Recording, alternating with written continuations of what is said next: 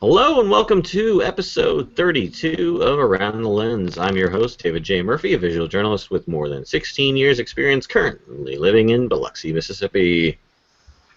And I am your co-host who accidentally went out of his script, so just is waiting for him to find it. And I'm your co-host, Zach D. Roberts.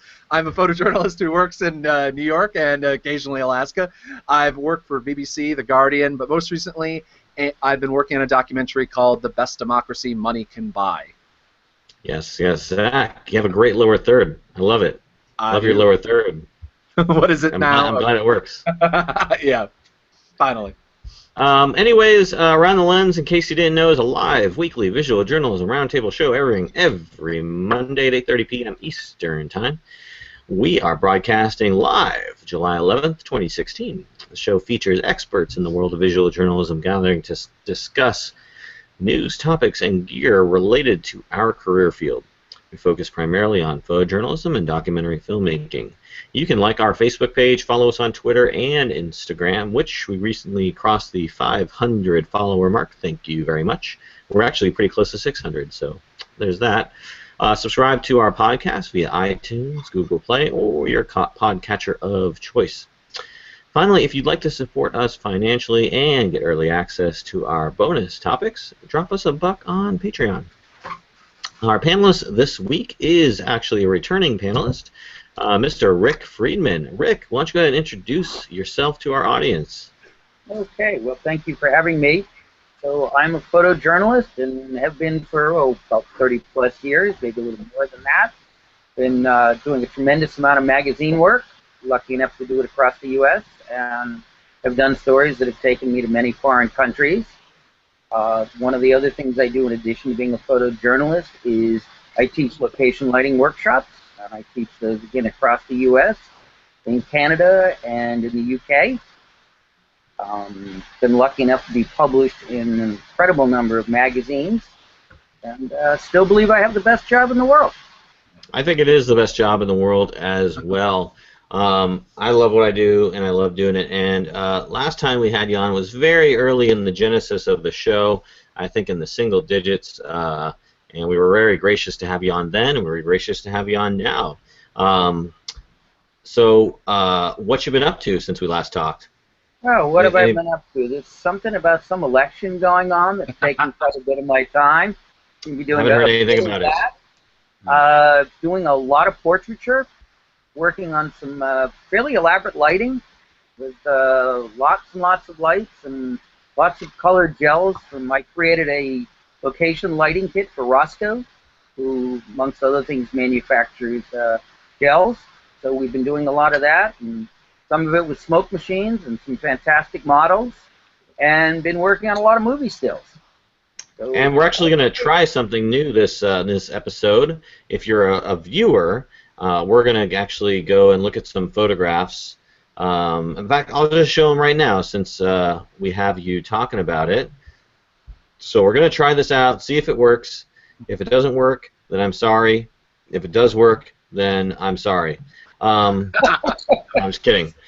This is a photograph that you shot, right? Can you describe what's going on in this photo? Yeah, we shot this about 3-4 weeks ago. It was actually during a location lighting workshop here at my studio in Boston. And the image that you're looking at, the model is standing in the courtyard behind the studio.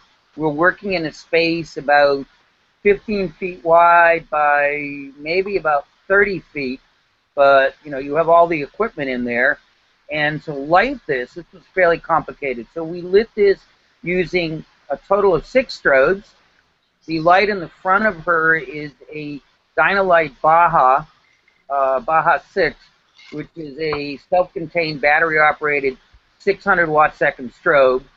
And on that we have a Chimera strip light, which we put barn doors on because we only want to illuminate her.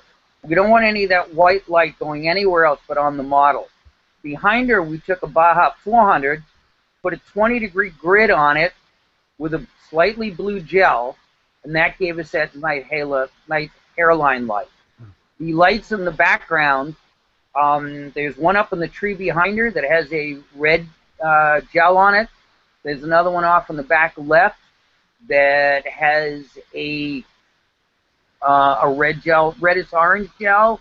You can see there's a green strobe on one side, and then down into the garden there's another strobe that has a blue gel on it, and in the lantern is a very small self-contained 25 watt-second flame, which we put a yellow gel on it, and those are our Roscoe gels.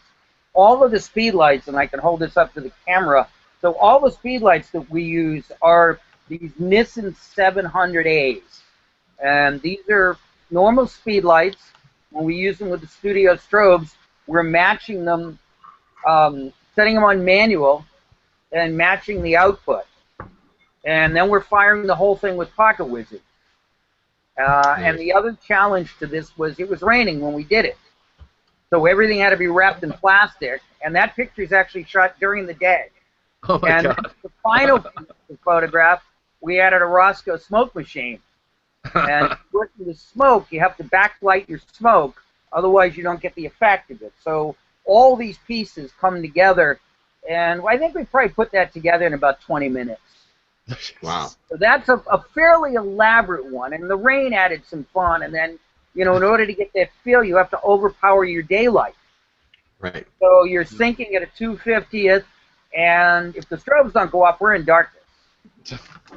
So that's a more complex one. That's obviously not what I would do when I did a portrait for a magazine.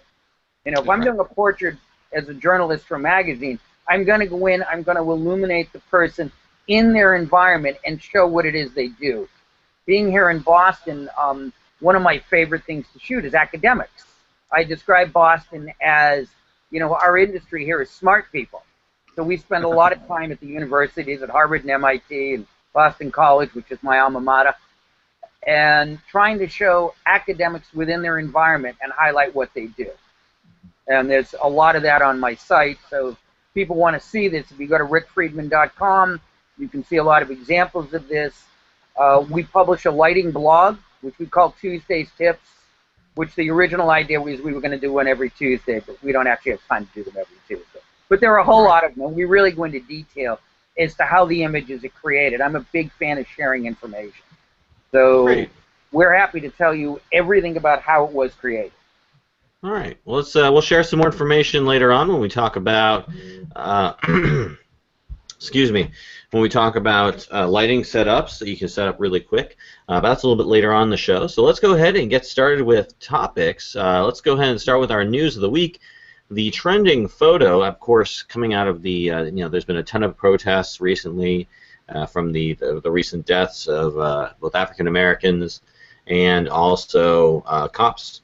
So, you know, a lot of shooting deaths going on, and of course that sparked a lot of protesting, and we've seen a lot of imagery from protests, but there's one image in particular that's capturing people's, I guess, attention. It's going viral. I'm going to actually show it here on the screen share really quick, just so you know what we're talking about.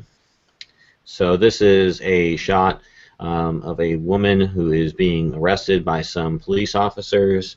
You may have seen it yourself, and the general consensus or the question being asked, I guess, you know, beyond it being a, you know, it's a very nice photograph, very high quality, I think, and you know, honestly, it's emblematic of the protest sort of going on right now. But you know, people are calling this iconic.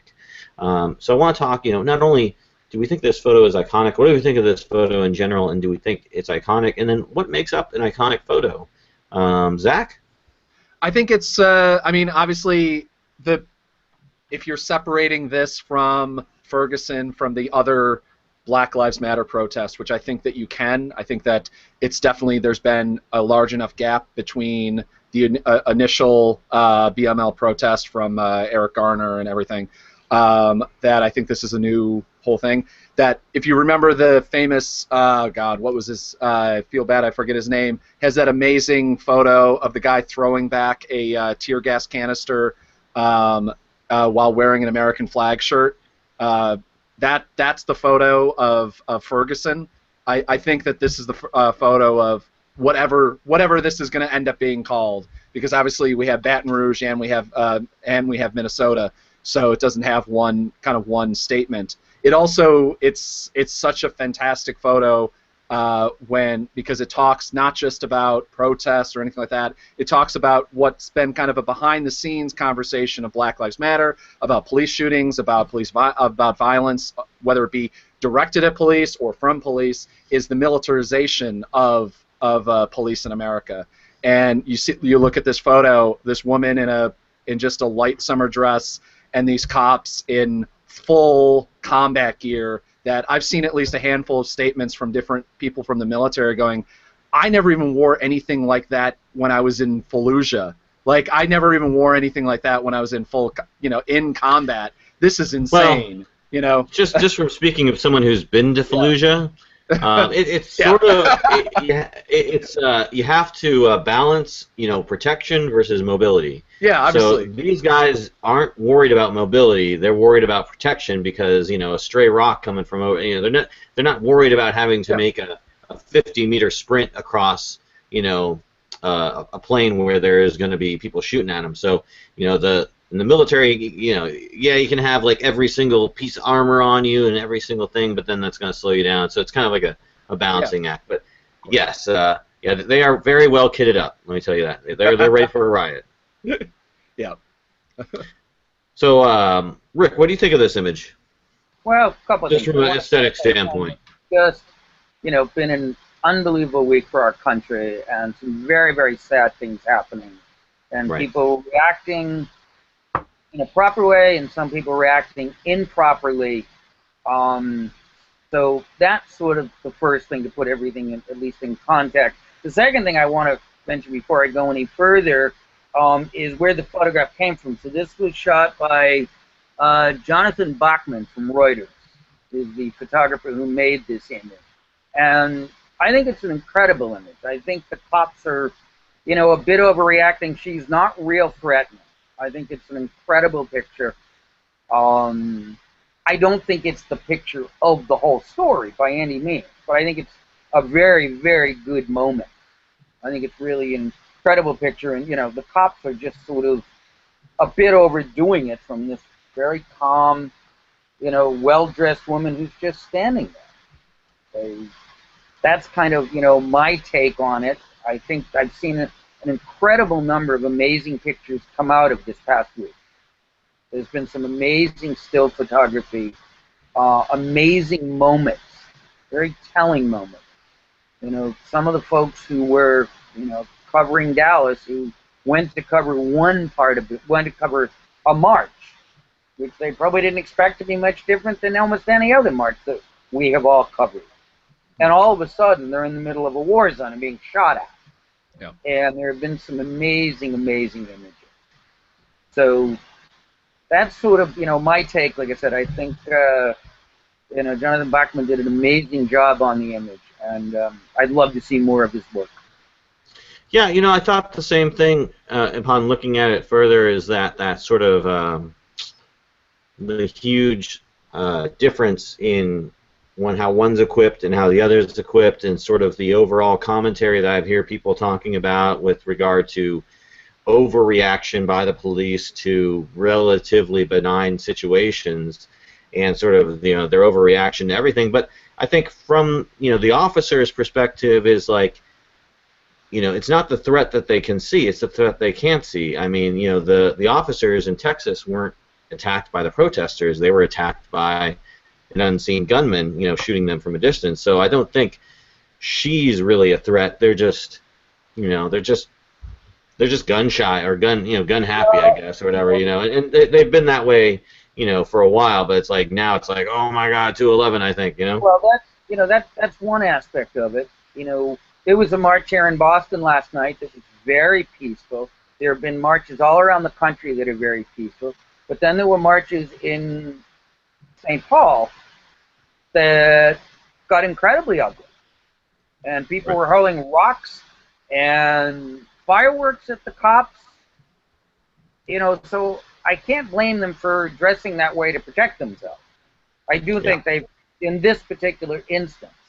That said, these folks have an incredibly hard job, and they do keep all of us safe. or and I think that and there are in any profession there are a couple of bad apples, but overall, at least I can talk about my town. Our guys do an amazing job. They Yeah. really do, and it's a tough job. And we can talk about this a little more in the next segment. But I mean, I've spent a fair amount of time working with cops, so we can go into that a bit more. Absolutely, and we will. Let's talk first before we move on. The ultimate question I want to ask is this image iconic? Does this define iconoclast? Is it iconic within the realm of iconic photos? The one image that it was compared to was the Tiananmen Square. Man against the tanks. Zach, you've been shooting protests for years. What do you think? I mean, is this photo iconic? I get it in the context of there's this wall of force and then there's this isolated person. I think that they're two very different things. If anyone follows me, knows that I'm not a massive fan of most police departments, to say the least. But I wouldn't. What? Why am I just not hearing about this, Zach? Yeah. So being wrongfully arrested and beaten up several times and trampled and stuff like that, threatened with arrest at least 100 times in my past 5 years. That'll do it to a person. But I don't know about the comparison necessarily. Just not only the largeness of it. I think that the what is it, Tank Man? I'm trying to remember what the nickname for that photo is. There's a grandness to that photo that this doesn't have. But I think it's the intimacy of the photo, the fact that it's shot relatively close, the fact that it's such a quiet scene all around it, and that's one of the reasons I really like this photo so much, is the fact that most of the photos that you see come out of protest movements are massive violence, guns being shot, tear gas in the background, everything like that. And this is one of the few photos that you don't see, that you see what it's like not only during the day, but when the news cameras usually aren't sending images out.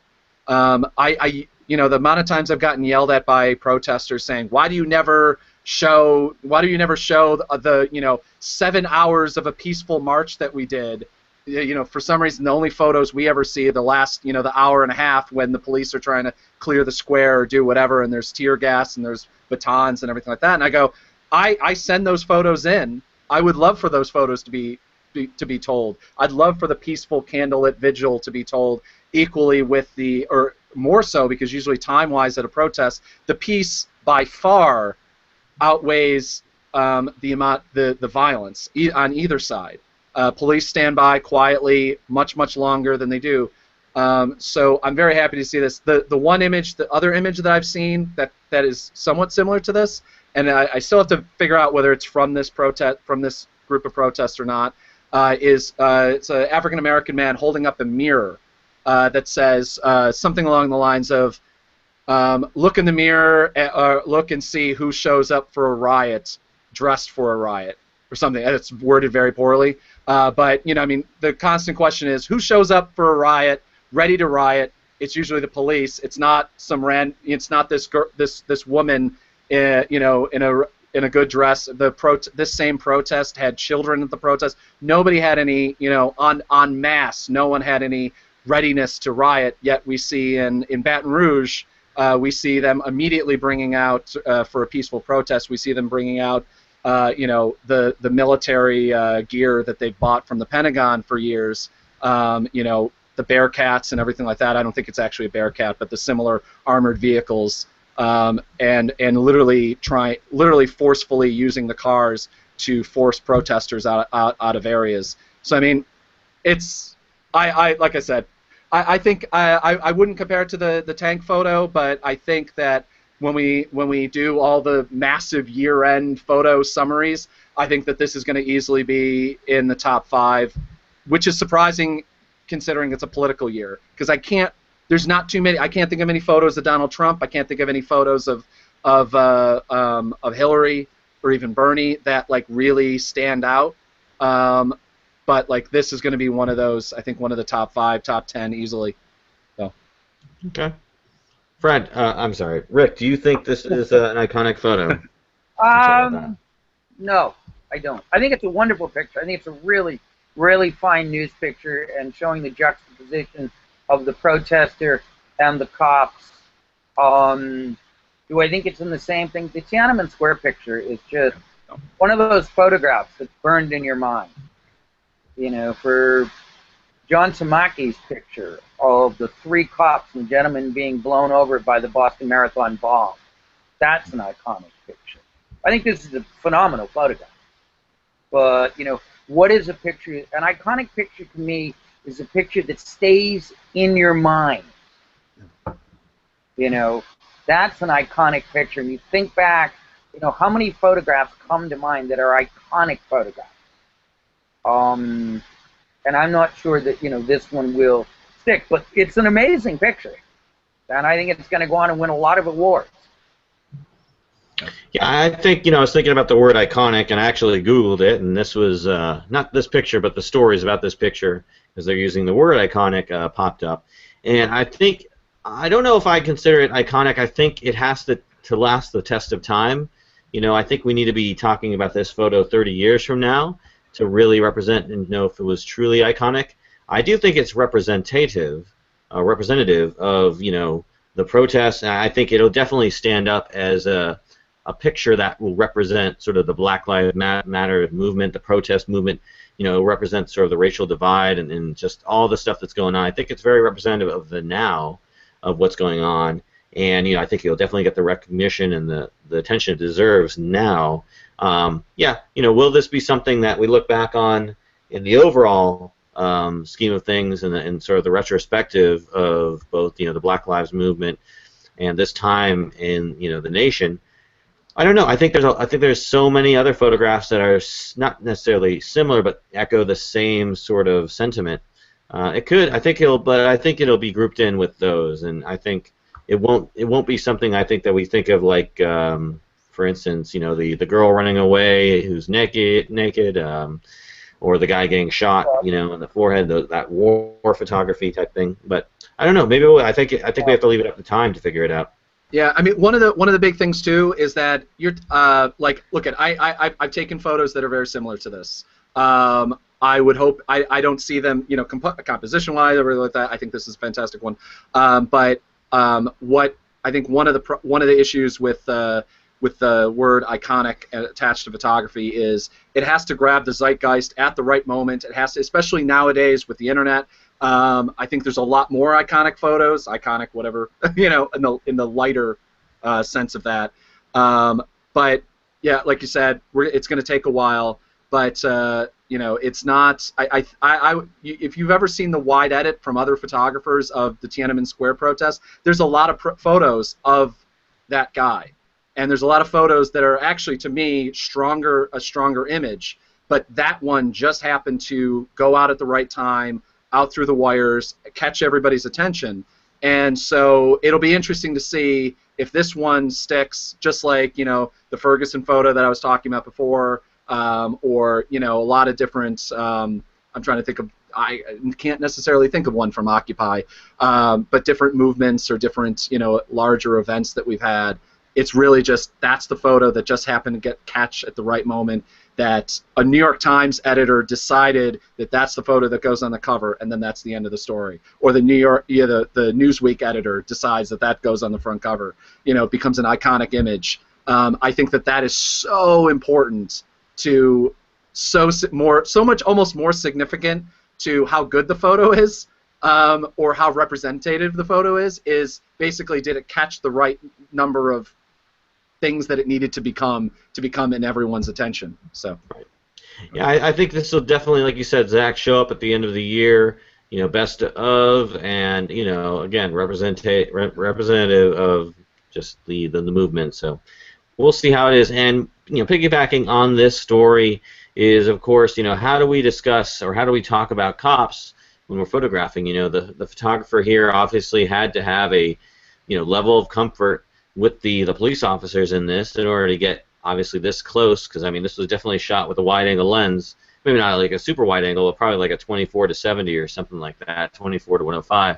You know, he's definitely not shooting this with a zoom from half a half a meter away. Like the people, if you look at this photograph, we were standing in the background with trees, probably shooting with with long lenses. This guy was up there, up close and personal. So, Zach, you've obviously, talked about your experiences with police officers. Rick, you've talked about your work with police officers. I've also had some experience with police officers. Let's go around the room here and talk about our experiences and how we've interacted with police officers to ensure that we can shoot, do our due diligence, our First Amendment right to photograph, without also interfering with the police as they do their work. Rick, why don't you go ahead and start with us? Well, let's see. Over the years, I've had lots of experience with the police. I think I've only gotten arrested once, which was I got arrested and all my friends photographed it. And by the time we were done, it was thrown out of court. But for the most part, I mean, you go to a major event, tensions are high.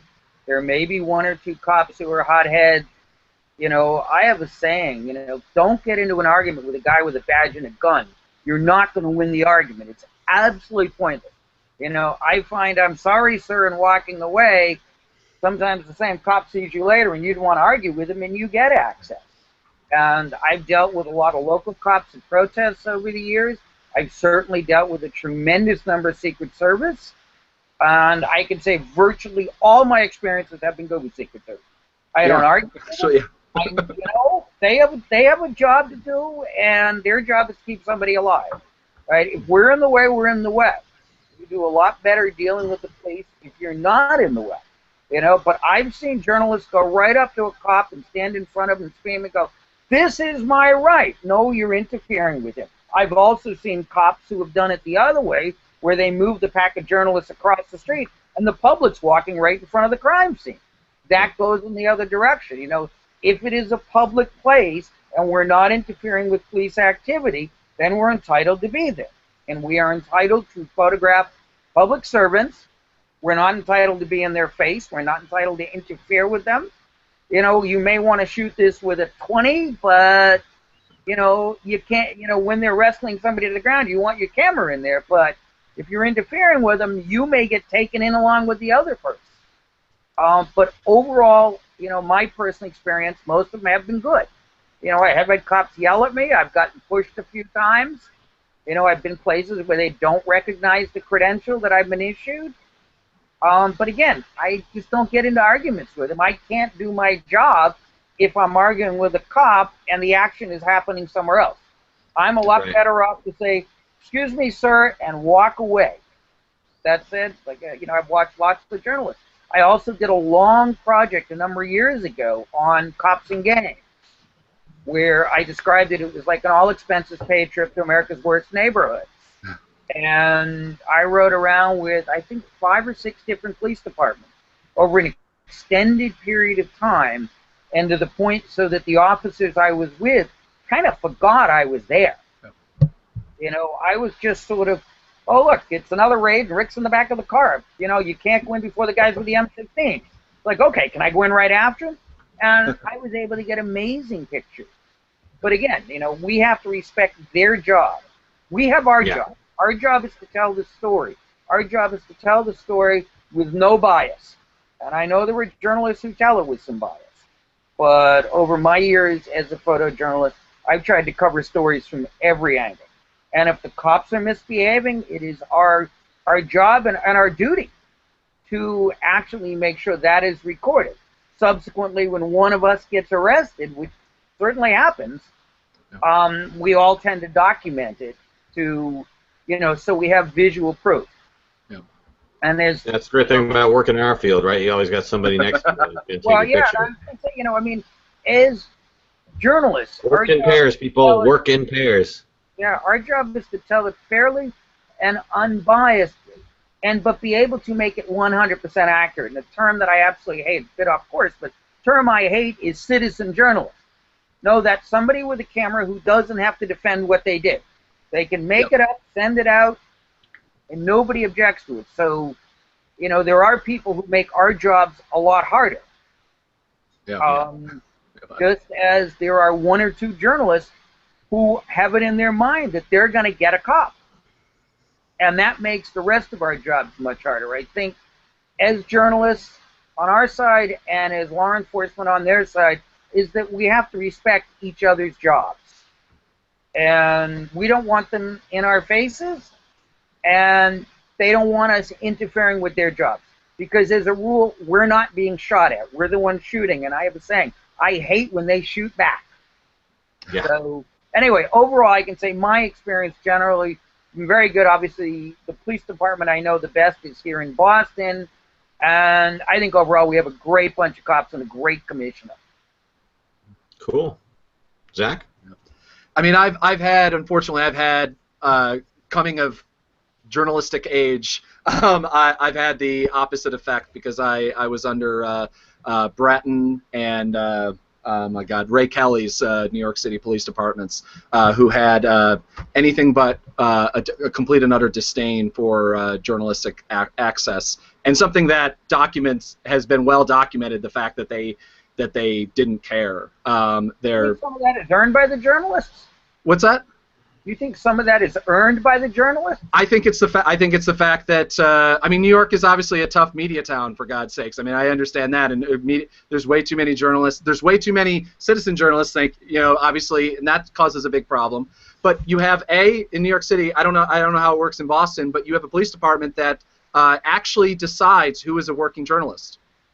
You have DCI press credentials, which is beyond me. I continually cry that the NPPA needs to take this up as a banner cause, but they refuse to. I know in New York the credentialing is ridiculously hard. I know as an out-of-town shooter, if I'm going to come to New York and shoot, I actually have to come a week before it in person to apply for credential. Yeah. And you'll be lucky if you work for. I mean, one of the big problems is if you work for one of the majors, you're relatively fine, even down to the Village Voice or something like that.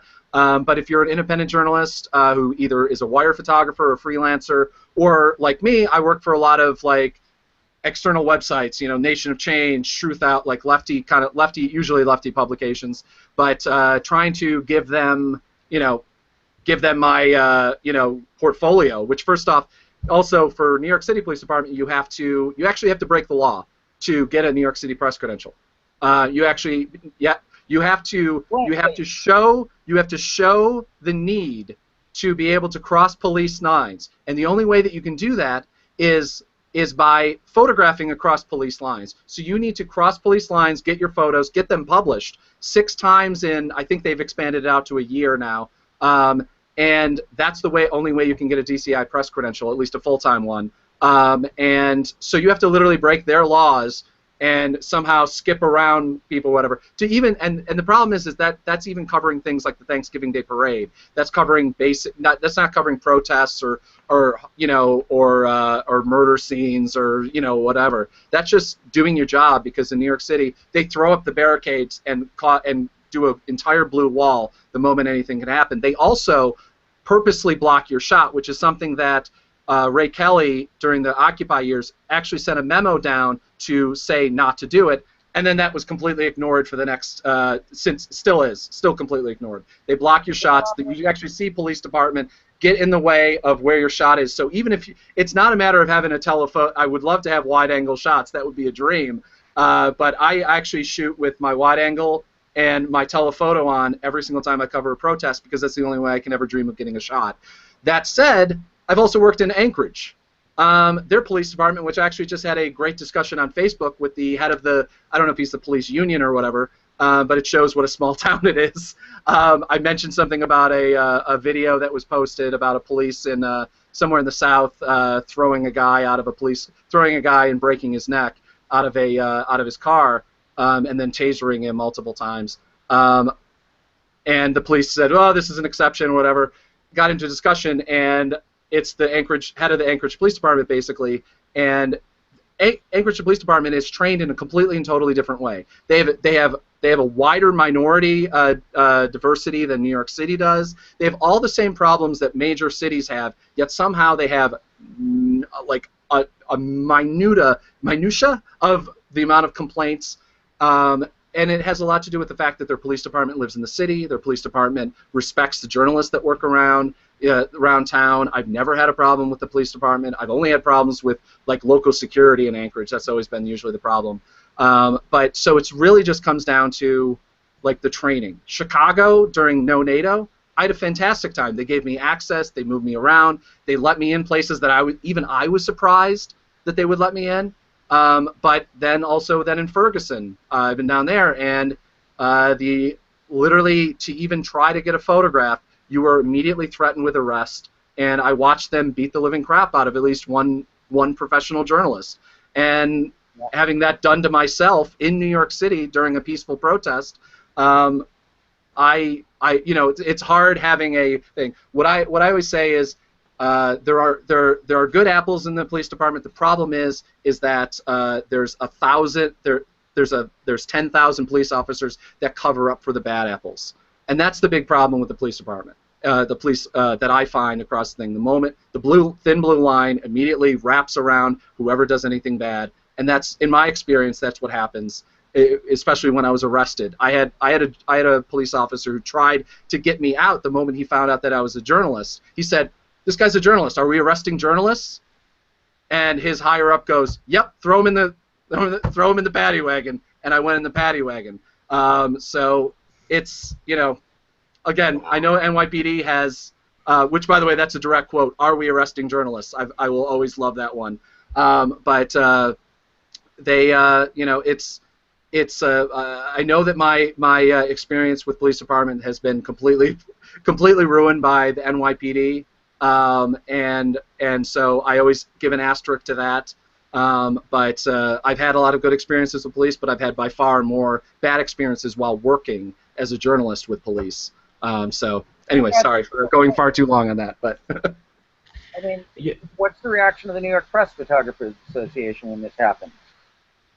And this is something that I also discussed as well, is that one of the problems with that we were having a discussion with this about with one of my family members, that to me it's the job of the national press when one of these incidences happen, it's like something in Baton Rouge or whatever, to do the FOIAs, to make a problem with all the police departments, because you know that local news departments do not want to get on the bad side of the police department, because that means immediately bad restrictions. They don't news agencies don't like to talk out about police issues. I mean, we had the New York Times. I feel bad, I forget his name. The New York City Police Department arrested and confiscated cameras of a New York Times working photographer who confiscate the cameras legally. They did. I mean, this is one of the problems. Right. They confiscate these things all the time. They delete photos a lot. They'll go through your phones illegally. They do all these unconstitutional things, which are documentedly unconstitutional, and they do it, and there's no recall, because one of the reasons is that if you get on the bad side of the press, guess what? You're done. This is why the New York Times has problems all the time, and they don't talk about it. I actually, when I was trampled by the New York City Police Department and beaten with damn batons, that New York Times photographer, and I think I've used his name before, but I won't use the name this time, called it in to his Metro desk and said, "I just witnessed a police beating of a journalist, and he was trampled by multiple people." And next day in the Metro newspaper, it was a peaceful protest. A couple people were arrested. Nothing happened. They make the problem is that it's not the people not usually the journalists on the ground. Usually, they have to make these decisions. Do you want a relationship with the police department the next time around, or do you want to cause a scene? And that's I don't like to call it censorship, but it's some level of de facto censorship that we all have to go through. That whether we want especially as I work as an investigative journalist as well. So we have to make decisions. Do I want a relationship with this thing, or do I want the story that is really important? Well, it's long-term, versus short-term. And to just me, pick your fights. That's terrible. Exactly. Yeah, I guess. Yeah. I mean, except it's on a daily basis and it's consistent. So then the question is this information being sent to NPPA, National Press Photographers Association? Is all this being documented? Yep. If civil rights are violated, and you have proof of it, there are ways to do this. And years ago, in the case of my arrest, the final part of it was the cop coming up to me and putting his hand over my lens, and I documented the whole thing right up with his hand over my lens, him coming at me. And in our case, when we finally went and met with the police captain, he looked at it. We had it on videotape, and I showed up, and we literally went and got all the footage from the TV station. And then we went and met with the captain, and he very graciously apologized and said, "Please don't sue us," because it was a clear-cut civil rights violation. They could not over your lens. I went 6 months through. I actually one day I have to do a supercut of this, but I have like at least a dozen or 2 dozen different times of police officers putting on lens. I used to not leave a scene until that happened because it would consistently happen. Yeah, see, I'll go back to what I said earlier. Well, if you're in a public space, I don't care. I don't want to get in a confrontation with a cop. Then if I'm being arrested, I can't file. Yeah. So no, I don't want to battle it out with them. I want to document it. So I'm willing to take a step back and make sure I can make my picture. Yeah. I mean, the problem. Occasionally we push the envelope, but there are members of our profession who, as a rule, push the envelope all the time. I mean, I've gone to numerous events where the journalists all agree, okay, this is going to be the line. And there's one journalist who feels that they're much better than everybody else and they're much more important. And they'll hop the fence, and then we'll all get pushed back 2 blocks. Yeah, no, I know. I know that journalists in their mind thought they were more important. But in the meantime, if my feeling is if you're on a story and you're the only one there, then you've got exclusive. If you're out there with a group of journalists, yes, we're all trying to do our job. We all want to make it look perfect for our bosses. But we all kind of have to play nice. Because you just don't want that one person. And, I've worked in situations where, you go once and somebody like hops the fence and then the story continues and the next day they've pushed you back 2 more blocks. Why did they push you back 2 more blocks? Because one person hopped the fence. Yeah. So I realize there are a lot of people, like I said, who feel they're just very, very important. Yeah. But it's not an exclusive. I mean, the problem is it's zealousness. It's photographers being overzealous, documenters being overzealous because you go out there and there's a dozen, half a dozen, 2 dozen, different publications, different photographers, freelancers, staff reporters or whatever out there trying to get the same shot, and they're trying to get different shots, and you get people who are just getting stupid and getting up close, and then it ruins it for everybody. I had some experiences working with cops, and really they don't care so much about you shooting them, at least not the good ones, or not the ones who, they don't really care. They just don't want you in the street most of the time blocking traffic or being a danger to yourself and others. Most of the time, like, they don't care if you take pictures, but if you're like up in their face with a wide angle lens and you got your flash blasting right in their eyes, you are like one of a million things they have to think about, and like, it's just, you get all kind of grouped together. And I mean, speaking from experience, there have been situations where, I've wanted to use that strobe on the camera, but I realized that if I blasted at the cop, he's not going to be able to see for a split second, and now I'm a threat. Okay, and even though I feel my picture is important, if I'm not perceived as a threat, I have access. The second I'm perceived as a threat, my access goes away. And I had it work in my favor numerous times where when the cop, or the agent feels that I'm not a threat and I'm agreeable and I'm easy to deal with, all of a sudden they're going, come on, you can go. And I've worked situations, and 2 or 3 years later, 4 years later, I've gone back to a city I've been in or worked with some agents who I haven't seen in years, and they remember me as the guy who was agreeable. Now, I mean, tomorrow I'm going to photograph, Hillary and Bernie. I know for a fact that I want to make a good picture. I also know for a fact that there is no exclusive that I'm going to make. So just play nice and do your job.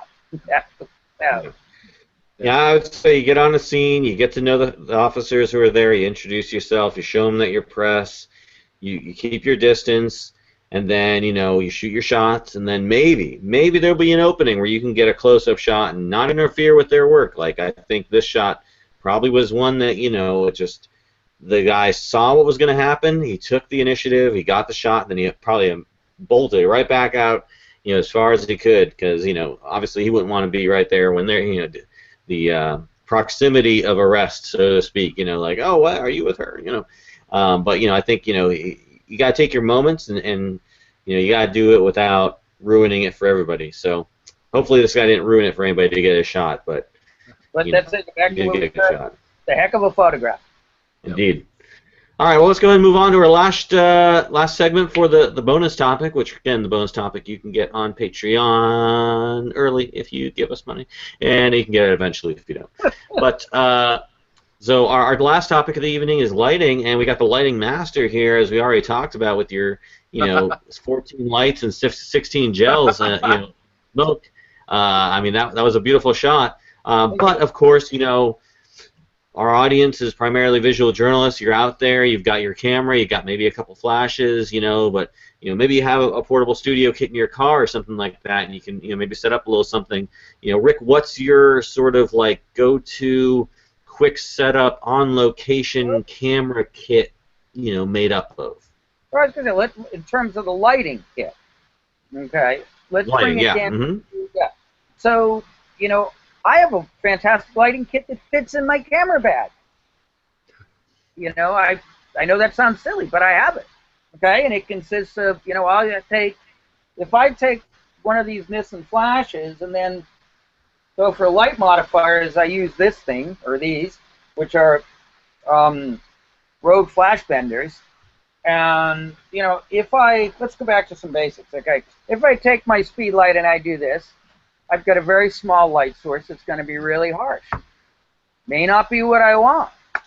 But this that's direct flash pointed directly at the person, right? Right. Well, I describe it, the only time you really do that is if you're a paparazzi or you don't really like your subject, want to make them look bad. It's usually not Been my there, done that. I want to like it. But if I take this and make it a larger light source by taking my speed light, and this happens to be set up as a strip light, okay, now I've got a 1 foot by 3 inch strip light. If I pull the front off of it, which I'll just do like that, okay, now I have a 1 foot square reflector, and then it also comes with a diffusion panel on the front. So what I have is a 1 foot softbox that when I'm not using, I can just roll up and stick in my camera bag. So there's one light. I'll carry in the back of my camera bag, I always carry a little reflector so I can kick some light back, which I don't happen to have in my office here at the moment. And then the other thing we'll do if we want to go to 2 lights, so we'll take another speed light, and then this thing, grid. And, normally with our speed lights, we're spreading light out. But with a grid, I can control the light. So if I just hook this on here, like this, now I've either got a spotlight, so if I want to, let's say, Zach, I wanted to illuminate you if you were just a little bit closer, maybe a few hundred miles, I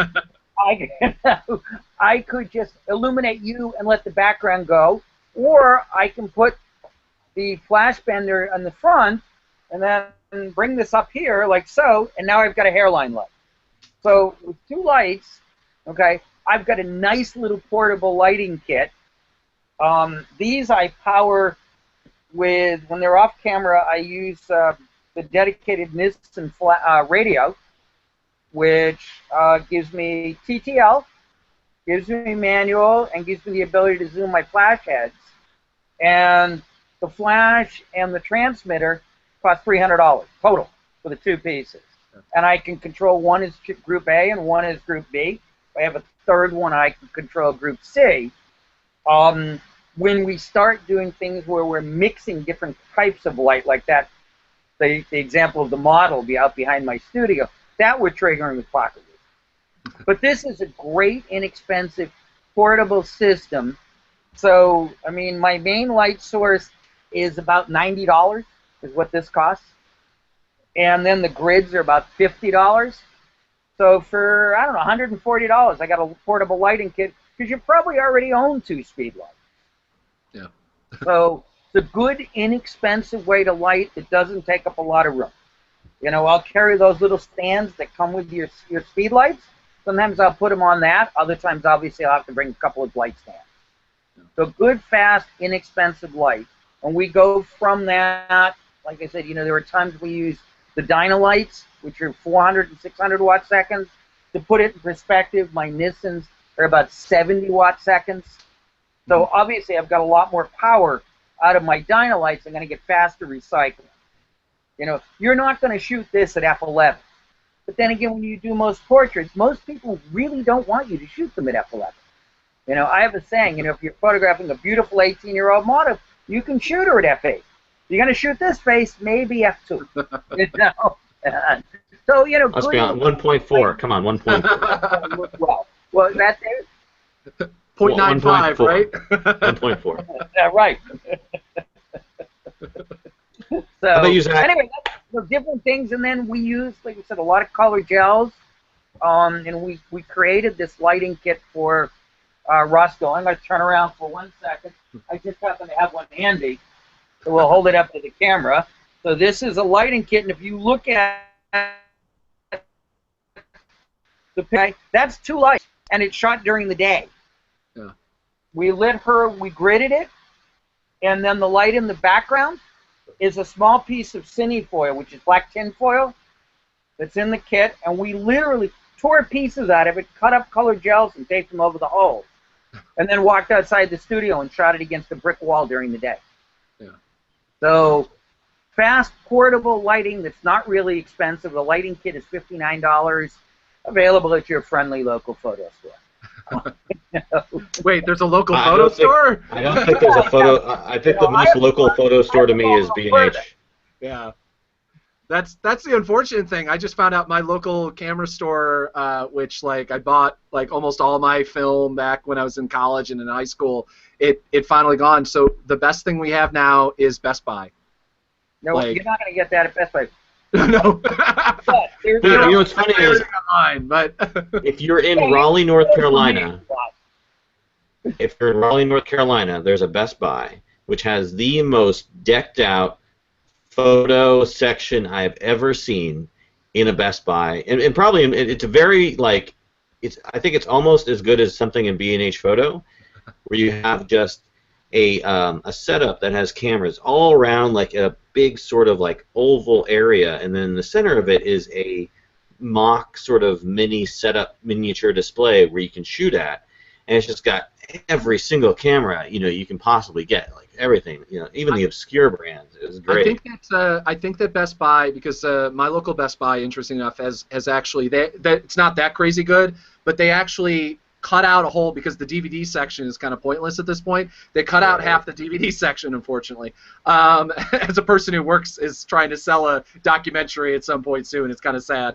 But they cut out a lot of that, and actually now have this massive photo area where they're selling everything from the D750 to the D3, whatever, 3500, I don't know what it is at this point, and all the Canon line as well, and a couple Sonys, and it's actually kind of insane. And they have a decent lens selection. It ain't no B&H or even or Adorama, but it's still, for being in upstate New York, that's pretty damn amazing. Considering I don't even know if Rochester has a camera store anymore, which is kind of ironic. I think there is one. I mean, I suppose I could go to the Eastman House, I'm sure, and get some film. But support the camera stores, because when you need a roll of backdrop paper, you can't run in to your local big box store. Yeah, no, I know. Yeah. I'm a big fan of supporting either your local camera store, or there are some great camera stores that have great. You can call them up; they'll take good care of you. They'll treat you like you're in town. You can get the gear, test it. If it's not right, you can send it back. Yeah. I mean, I deal with Hunts and Unique. So Hunts up here in Boston, Unique in Jersey, and they go out of those stores, go way out of their way to make sure that they take care of your customers, whether you're there or not. Yeah. So, for me, it's sort of frustrating because, fortunately, well, Hunts does have a store in Boston. As long as I know what I want the day before, they'll ship it from their main store. Oh. Otherwise, if I need a roll of backdrop paper at 5 o'clock, it's going to take me 2 hours to do a 20-minute ride to get to the main store. So oh, God. I'm a big fan of, we need to support these companies. They're not big businesses. And, otherwise we're all going to be buying stuff at Best Buy. And I can tell you, they do not have what you need, because I just finished shooting in upstate New York, and I went into Best Buy numerous times to not buy things because they didn't have it. They also, I mean, the big thing, it was, if you ever lived in New York City, you know that as a photographer, there's a couple times during the year when it's living hell, and that's when all the important things that you immediately need gear happen. It's Saturdays, late Fridays, and Rosh Hashanah and Yom Kippur. That's the only time period you'll ever need something like, oh crap, I need that battery charger, I need that extra thing right away. Actually, I'll tell you something. If you're in New York, Unique just opened a store across the river in Hoboken, I think. And you literally, one subway stop, you get off, and there's a camera store right there in Jersey. So it just opened about a month ago. Yeah. Zach, man, I feel your pain. I totally know what you're going through. I can't tell you the amount of times I've cracked Chick-fil-A on a Sunday. It's just same exact thing you're going through. Yep. The same way that support, anti-gay legislation like Chick-fil-A does. But anyway. Right. I just eat the food. I don't want politics with my chicken. But Zach, do you have any lighting tips? Any portable lighting setups that you use, or is it just basically you barely ever use flash? It's not even non-existent. I actually just found where my SB800 was because I moved my office around. It's always amusing when we have Rick on because he talks about it's super easy to do all these lighting things. I barely even know how to use my SB800 on the camera. Like, it's so bad. I ended up. I'll tell you how to do it. I ended up leaving photo school when they were getting into studio lighting. It's actually when I dropped out, and I was always, I've actually started using. It's interesting because I do a lot of video work, so I've started. I want to invest in a better one, but I've started using LED light panels a little bit more. And because I find that the flat, especially in the scenarios that you're talking about, where I don't want the police to be blinded. That's not a scenario I want to cause for multiple reasons. Not only for my own safety, for their own safety. I don't want to cause a scene. I also, as a photographer who doesn't usually use flash, I really hate people who use flash all the time because it ruins my photos. And especially if you're doing burst mode, maybe 1 out of 3 photos thing, especially when you're in a big group of photographers, and everybody has their, they're probably, I don't know, is it SB900s now? SB900s on? Was it 910s? Of course. The new one, but I forget the model number. But they have their D5s and they have the SB800 or 900, 1010s and everything like that, and I have no competition to do that with my cameras, so it ruins half my shots because half are exposed, underexposed. My camera doesn't know what to do. But the LED, especially for a little bit more intimate stuff, it's really nice, like close-up portraits, to just give that little bit of extra light, especially considering like nighttime stuff. I like the scene as it is. Like I use basically just throw on my 35-1.4 on and shoot it that way, and I like having the scene without having different lights. I also, like I said, I am not and never have been a lighting person, so the amount of time and effort that I'd have to do to kind of even think about what's going to work is just not for me. It's tough enough trying to dodge the batons and dodge the bottles or whatever to try to think about a thing. Although I do eventually, like I said, I have to really get better at this. It's my kind of my one spot that I need to get better at, especially when you're in those convention centers where the lighting is just miserable. And if you throw a flash on something, it's not like you're changing the ambiance of the scene or anything like that. So it's my big gap in my photography knowledge. When I'm on the move, I do a lot of mixing of strobe and ambient light. So I'm taking in the ambient light, and maybe I read it, as I call it. You read the element you can't control, which is usually the sky. Underexpose a little bit, and then use the speed light to fill it back in. I'll get some punch in your sky, and it makes your subject pop. Yeah. And you can do it on camera, or you can do it off camera. But to me, the trick is you have to have your camera on, the way I do it anyway. Yeah. Cameras on manual, strobes on TTL. Yeah. The very few times I've done it, that's what I've done, and I've gotten spectacular work from the few times I've got it to work. It's just one of those. I already have. if it's a choice between carrying a flash with me or another lens, I usually make the when you're doing when you're doing a 5-mile protest walk. Yeah, well, the equipment gains weight throughout the walk. It's like if you have a 12-hour day, your gear's twice as heavy as it was in the morning when you hung it on. Tell me about it. Yeah, I completely agree with that. There are times I'll say, gee, I'd like to have this, and this piece of equipment, and then I realize I'm going to carry this stuff 4 miles. Yep. I'd rather have 2 lenses and be able to be walking at the end of it. Or if I have to run. I'll get into lighting when I'm able to finally convince someone to be an intern for me, and they can just follow me along. Come to one of our location lighting workshops. A couple of days, how to do it. Yeah. My lighting kit usually consists of the button that I press on my camera body that pops up a flash. That's the extent of my lighting. Don't say those words. When I had my Canon taped over, I have mine taped over completely. Pop-up flash. Oh, really? I tape them so they don't pop up.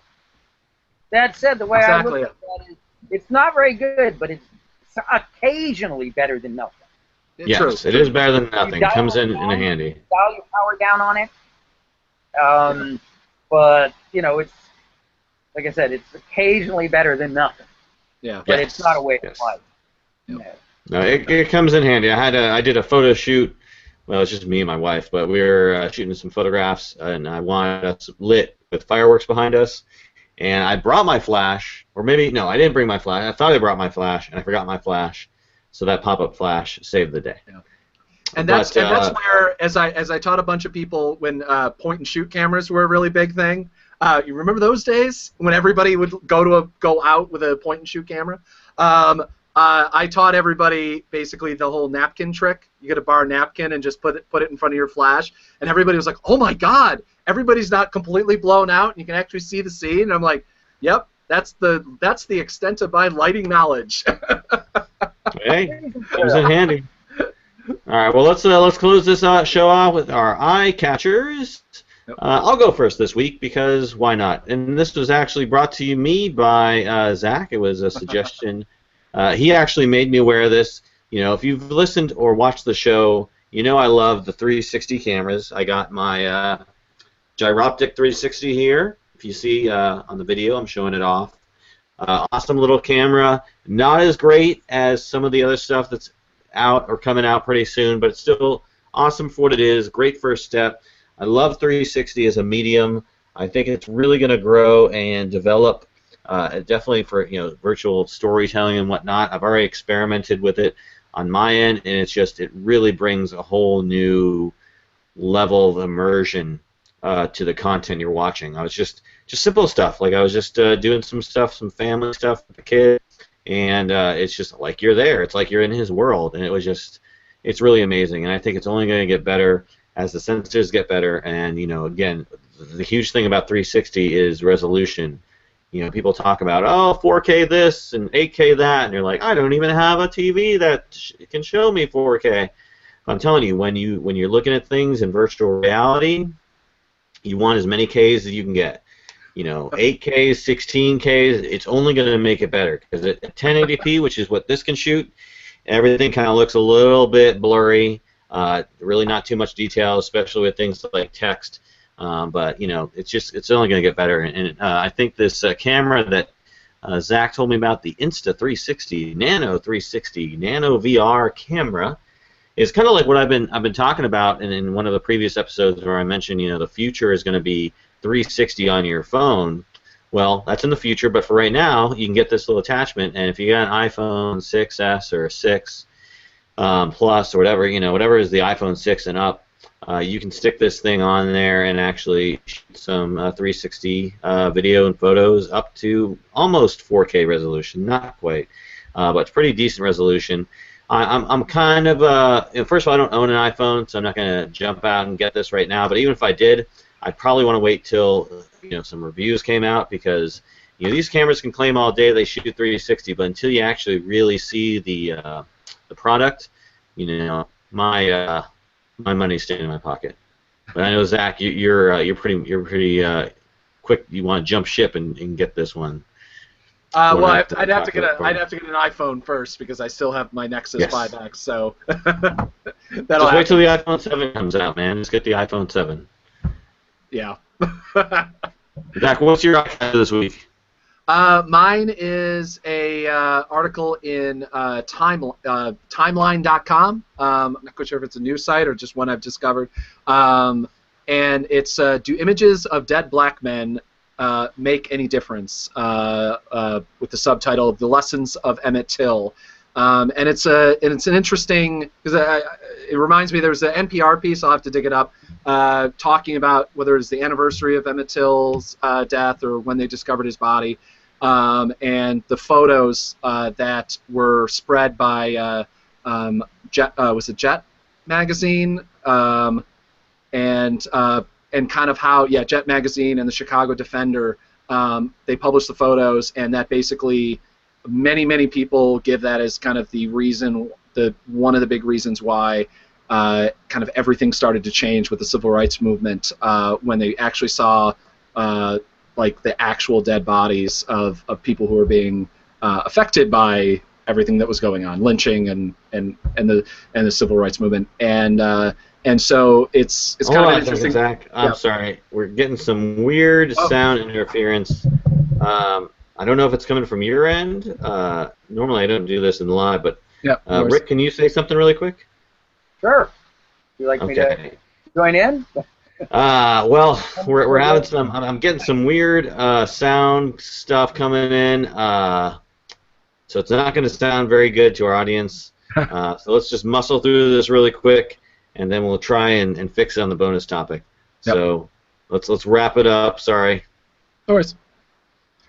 So so it's just it's a story about kind of the history of how photos of basically black men who were killed, and kind of how, whether it affects us anymore. It kind of brings up a bunch of different ideas of whether, because we, on our Facebook feed, we see 8,000 different police interactions and everything across the board. Does it have the same effect? Do photos have the same effect? Do we give a crap anymore? And the fact that nowadays, to me, this is something I'm adding, nowadays, the fact that we can mute, kind of like we can decide to some level to see these images or not, the fact that we go to the local news, there's no longer a corner news shop usually in most cities that you have to walk by every morning and see. So it's interesting. Okay. And Rick? Well, let me see. I think my takeaway is, as journalists, it's our job to tell the story and tell it accurately. And we owe that to the folks that view our work. A still photograph can have so much more impact than video. And I think we need to get out there and share it and tell the stories truthfully and honestly. So that's awesome. Great. Thank you, guys. I don't know exactly if the sound interference I'm hearing is going to translate to the final product. I hope it doesn't. I'm really not hearing but I'm going to... Yeah. Yeah, I don't know. I'm only hearing it on my end. But let me end the show. I'll plug your guys' stuff. Go to rickfriedman.com to find out more about what Rick is doing and to see the great work he's producing. Go to zdroberts.com for all things Zach. Go to djmphoto.com for all things me, and of course go to aroundthelens.com for everything all around the lens. So again, this has been episode 32. I want to thank Rick and Zach for being on the show. Zach, of course, greatest co-host in the world, I think. Rick, you're always welcome to come back on. Glad to have you whenever you can. And that's Around the Lens. Thank you all, and have a great night. Have a good night.